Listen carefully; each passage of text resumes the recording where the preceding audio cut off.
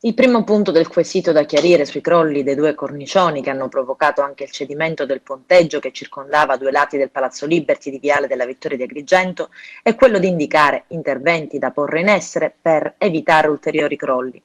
A dare una risposta su richiesta del pubblico ministero Antonella Pandolfi sarà il perito Luigi Palizzolo.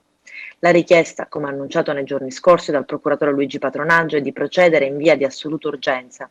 Con l'ausilio di un ragno, un ponteggio mobile messo a disposizione dei pompieri, saranno decisi i primi interventi da eseguire per consentire al Comune di Agrigento di ripristinare la normale viabilità attorno alla zona. Con ogni probabilità sarà verificato dall'ingegnere nominato dalla Procura lo stato di ammaloramento dei cornicioni e, se necessario, saranno fatti cadere altri pezzi pericolanti.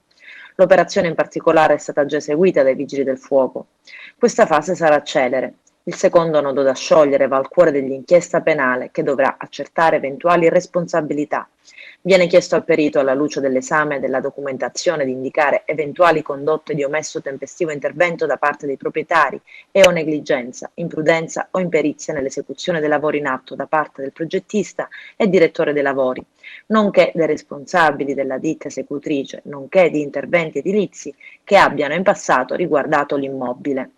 Fino a questo momento sono indagati in 31. La Procura, oltre a disporre il sequestro della documentazione relativa ai lavori, ha acquisito delibere dell'Assemblea condominiale, sta vagliando tutta la documentazione relativa ai permessi e alle eventuali concessioni necessarie per eseguire le opere.